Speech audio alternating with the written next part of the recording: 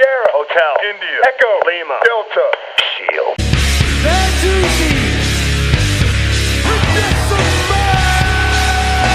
I am the visionary.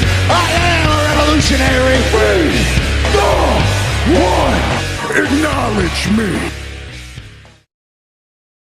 نبدأ بأول حاجة واللي هو حوار درو ماكنتاير. يعني ايه درو ماكنتاير يلعب على الحاجتين دولت، او قولي الحاجتين دولت يعني ايه يا اسطى؟ عايز تخش على لقب الانتر كونتيننتال تشامبيون وفي نفس الوقت لا ده انا عايز اخش على بروك ليسنر. ايوه انت عاوز ايه يعني؟ عاوز ده ولا عاوز ده؟ ما هو انت مش فاضي للحاجتين وده عرض واحد ولا وانت محدد لا ده انا عايز اخش على الرويال رامبل ببروك ليسنر وعايز اخش على الانتر كونتيننتال برضه عاوز ايه؟ فمن الاخر نتوقع توقعات كده صريحة، درو ماكنتاير صعب يلعب ضد بروك ليسنر في الرويال رامبل. صعبة صعبة صعبة، لانه بص هو بروك ليسنر ما ينفعش يخش على درو ماكنتاير الا لو في سبب معين او في لقب او في اي حاجة تتحط يعني. انما معلش يعني بروك ليسنر متحط في عدم رومان رينز كان في لقب دبليو، لما اتحط في عدم بوبي لاشلي كان في لقب اليونايتد ستيتس اللي هو لقب الولايات. فتحط بروك ليسنر مع درو ماكنتاير مفيش لقب اصلا؟ لا اسف مفيش منطق بصراحه، عكس ما تحط بروك ليسنر مع بوبي لاشلي دلوقتي بقى في الرويال رامبل هتبقى منطقيه. فتوقعاتي الشخصيه درو ماكنتاير هيخش بس على لقب الانتر كونتيننتال ومش هيخش على بروك ليسنر، هيكتفي بلقب الانتر كونتيننتال وفي الغالب يبقى في الرويال رامبل عادي.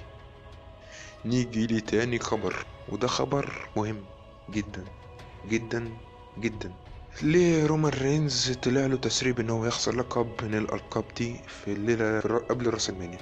موضوع بسيط، انت حضرتك عندك لقبين مهمين، الاتحاد اللي هو لقب العالم ولقب اليونيفرسال. ليه تخلي رومان رينز يلعب في الليلتين؟ بص يا اسطى هو شيء حلو انك تلاقي نفس المصارع بيلعب على اللقبين، بس في نفس الوقت شيء غبي. يعني هو رومان رينز اللي هو فاضي قوي للدرجه دي انه يلعب في الليلتين؟ فاضي قوي، فاضي جدا يعني هل مثلا لو افترضنا رومان رينز لعب الليله الاولى سليم هيعرف يخش ليله تانية برضه سليم زي ما هو يعني، ولا كان حصل له حاجه؟ يعني انت مثلا تدي رومان رينز في الليله الاولى مصارع هاوي او مصارع كده اللي هو بص يا اسطى انت هتمثل معاه كده، حسس عليه بس عشان عايزين الليله التانية، عارف انت اكنك بتقول واحد صاحبك واخد منه بلاي ستيشن كده فتره، فبيقول لك اصل انا ما تلعب عليه كتير عشان انا عاوزه تاني. اهو ده نفس رومان رينز، بص اصلا ما تضربوش جامد عشان احنا عاوزينه في الليله التانية. فرومان رينز في الغالب يعني هيخسر لقب من اللقبين، ويا ريت احد اللقبين يروح لسامي زين تبقى عظمه، او يروح سامي زين يروح للقب التكتيم بقى هو وكيفن اونز ويبقى 100 100 يعني. طب مستقبل بيقول لك كيفن اونز صح؟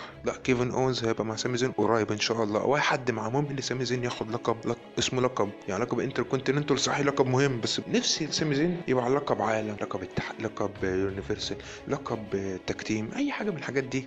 فزي ما قلت سامي زين ممكن يخش مع رومان رينز ممكن ما يخشش، لكن نخش بقى في الجد. لو رومان رينز لو افترضنا رومان رينز هيخسر لقب من اللقبين قبل راس المنيا، هو مين ده ان شاء الله يعني؟ بص هو مبدئيا زاروك شيله من دماغك لان زاروك مش هيلعب على حزام في عرض الامانيشن تشامبر ولا رويال رامبل، لا هو اصلا مش فاضي، هو يخش على راس المنيا دايركت وقبلها تبني عداوه. فيا صديقي فهم حد من الثلاثه دولت من وجهه نظري سيس رولينز انه ابسط مثال انه اتظلم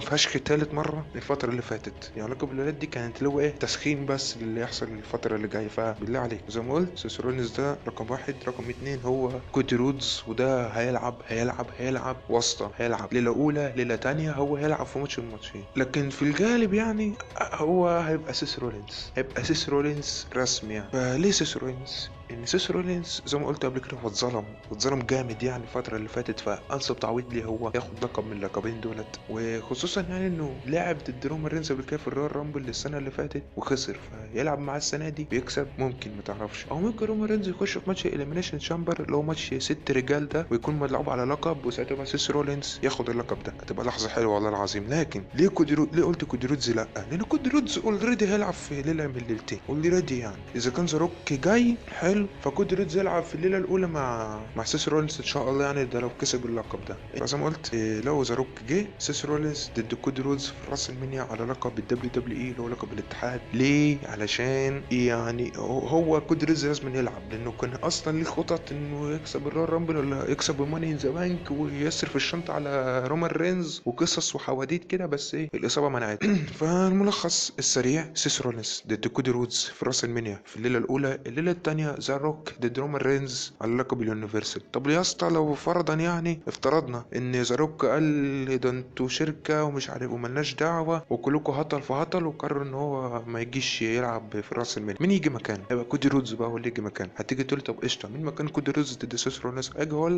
اقول لك هنا الله اعلم، هنا هقول لك الله اعلم، انا مش تريبل اتش، ما اعرفش مين، ما دريمو كتير قلب صغير يعني. شيماس نقصه لقب الانتر كونتيننتال ويبقى جراند سلام حلو، في ساعتها ممكن شيماس ياخد انتر كونتيننتال ودرو ماكنتاير يخش مع سيس رولينز، ممكن ما تعرفش يعني، لان شيماس قال برضو ان هو عايز يخش على انتر كونتيننتال، فممكن تبقى في عداوه بين شيماس ودرو ماكنتاير. بص حواديت وعظمه جايه لنا في الاربع شهور الجايين لغايه راس المال. بص يا اسطى هو ده الملخص، رومان رينز هيخسر لقب من لقبين قبل راس المال في الجانب ضد سيس او كودي، وانتر كونتيننتال هيبقى في صراع بين جونتر وشيماس ودرو ماكنتاير وكودي روز. اعمل حسابك هتشوفه في راس المال اذا كانت الليله الاولى او الليله الثانيه.